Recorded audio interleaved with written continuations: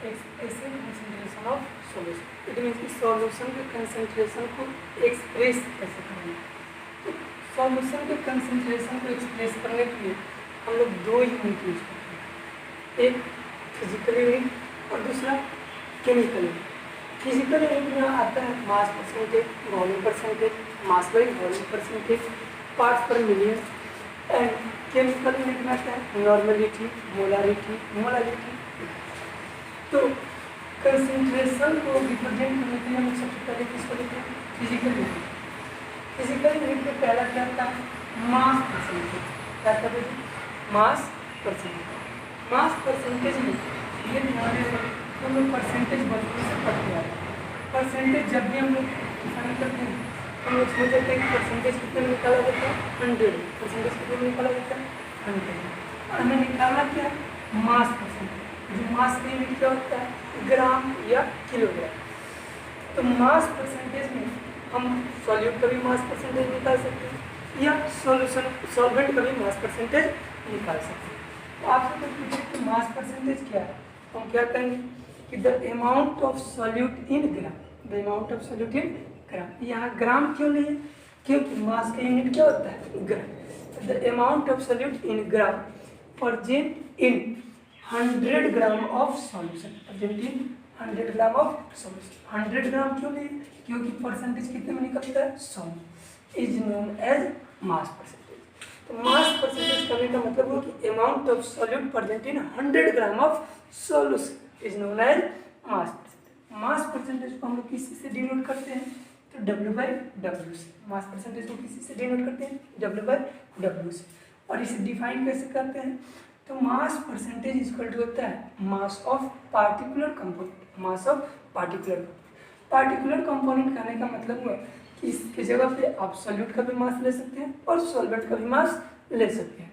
तो mass of particular component by mass of solution into क्या कर देंगे, 100 क्यों करेंगे, क्योंकि हमें क्या निकलना है, परसेंटेज। अब ये बात ध्यान में रखिएगा, mass percentage of solute and mass percentage of solvent दोनों का सम कितने के बराबर होता है, 100। दोनों का सम कितने के बराबर होता है, 100। इट मीन्स कि अगर मास परसेंटेज ऑफ सॉल्यूट आप निकाल ली तो मास परसेंटेज ऑफ सॉल्वेंट निकालने के लिए 100 में से सॉल्यूट के मास परसेंटेज को क्या कर देंगे, माइनस कर देंगे। इसको निकालने की जरूरत नहीं है। 100 में से सॉल्यूट के मास परसेंटेज को क्या कर देंगे, माइनस कर देंगे, तो हमें क्या मिल जाएगा, मास परसेंटेज ऑफ सॉल्वेंट। इसलिए एक छोटा सा एग्जांपल लेते हैं। जैसे मान लीजिए कि 100 gram of sugar present in 500 gram of solution, then find its mass percentage।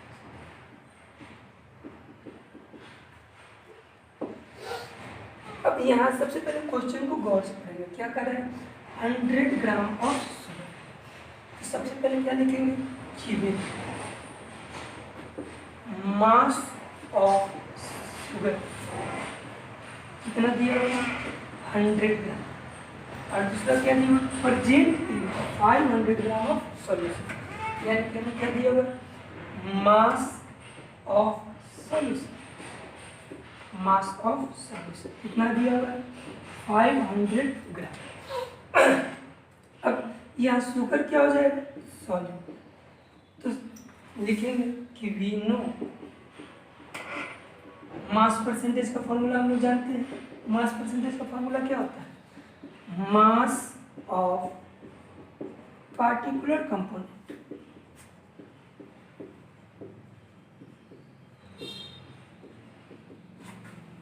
Divided by mass of solution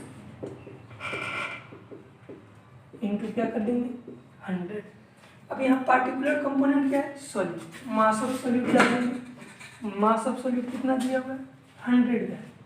और मास ऑफ सॉल्यूशन कितना दिया हुआ है, 500 ग्राम। और इनटू क्या कर देंगे, 100। कितना आएगा वो, 20%। इस मास परसेंटेज कितना आ गया, 20%। Mass percentage is equal to कितना हो गया 20%। इस 20% का मतलब क्या है, तो आपसे ये पूछे कि 20% का मतलब क्या है, तो आप क्या कहिएगा, it means 20 gram of sugar present in 100 gram of solution. 100 gram solution में कितना ग्राम शुगर प्रेजेंट है, 20 ग्राम। अब आपसे कोई ये भी पूछ सकता है कि अच्छा बाबू बताओ पहले कि ये मास परसेंटेज हम निकालते हैं क्यों, या कोई भी हम कंसंट्रेशन डिफाइन करने के लिए मास परसेंटेज वॉल्यूम परसेंटेज या मास बाई वॉल्यूम परसेंटेज क्यों निकालते हैं।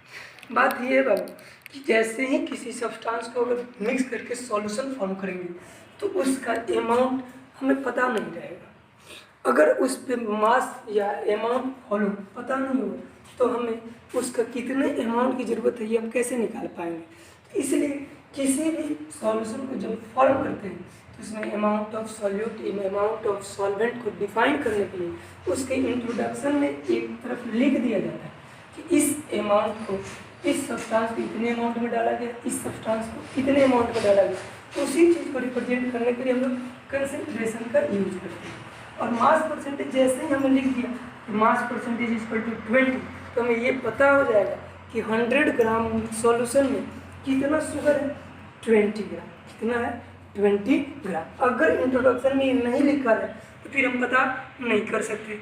इसलिए इंट्रोडक्शन में कंसंट्रेशन को हम लोग किसी न किसी यूनिट में डिफाइन कर देते हैं, चाहे वो मास परसेंटेज में हो, चाहे वो वॉल्यूम परसेंटेज में हो, या मास बाई वॉल्यूम परसेंटेज में हो। इसके बाद आता है वॉल्यूम परसेंटेज। वॉल्यूम परसेंटेज क्या है वो लिखिए, वॉल्यूम परसेंटेज। वॉल्यूम परसेंटेज में सब कुछ सेम रहेगा, बस मास की जगह पर क्या हो जाएगा, मास की जगह पर क्या हो जाएगा। तो वॉल्यूम का यूनिट क्या होता है, मिलीलीटर या लीटर। वॉल्यूम का यूनिट क्या होता है, मिलीलीटर या लीटर। सब कुछ सेम रहेगा, बस अमाउंट ऑफ सॉल्यूट इन क्या हो जाएगा, millilitre. amount of solute in milliliter present in 100 milliliter of solution. It means the mass percentage या volume percentage में कोई खास डिफरेंस नहीं, सिर्फ यूनिट का डिफरेंस है। तो मास परसेंटेज में हम लोग क्या लेते हैं, ग्राम, और वॉल्यूम परसेंटेज में क्या लेते हैं, वॉल्यूम, मिली। अब मास परसेंटेज दिया रहेगा तो मास लेंगे, अगर वॉल्यूम परसेंटेज दिया रहेगा तो क्या लेंगे, वॉल्यूम लेंगे। और वॉल्यूम परसेंटेज को हम किसी से डिनोट करते हैं, V बाई V से। इसे डिफाइन करते हैं कि volume percentage is equal to volume of particular component, volume of particular component by volume of solution. और परसेंटेज निकालने के लिए क्या कर देते हैं, इनटू 100। जैसे एक छोटा सा एग्जांपल है कि 100 millilitre of ethanol, 100 millilitre of ethanol dissolve in 500 millilitre of water. 100 millilitre ethanol है जिसे हमने कितने में डिजॉल्व किया है, 500 मिलीलीटर ऑफ वाटर। क्या then find its volume percentage. तो इसे हम सॉल्व करने के लिए सबसे पहले क्या लिखेंगे, given volume of ethanol is equal to कितना दिया हुआ है, 100 मिलीलीटर, और वॉल्यूम ऑफ वाटर कितना दिया हुआ है,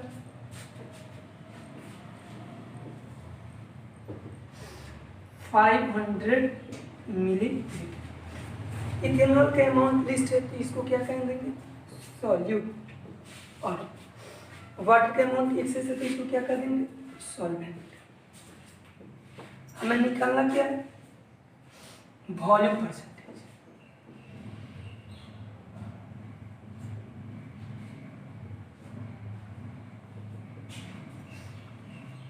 तो वॉल्यूम परसेंटेज इसका क्या हो जाएगा बोलिए,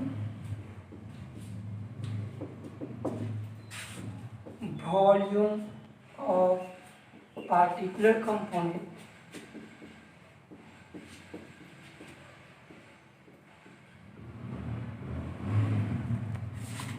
bye volume of solution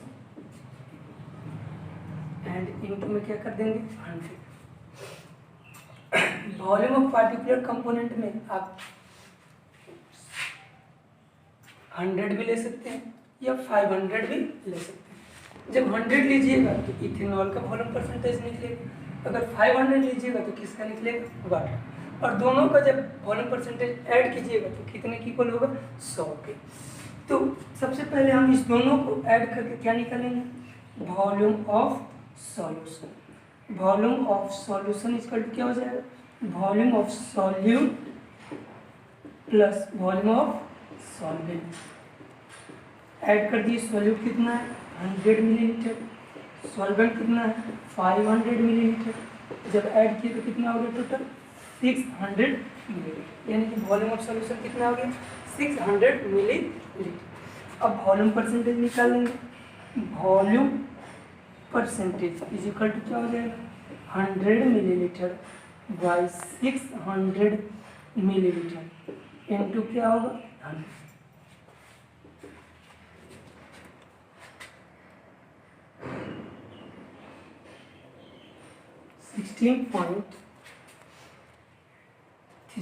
approximate. अब 16.3 मीन्स क्या हुआ 16.3 ml of ethanol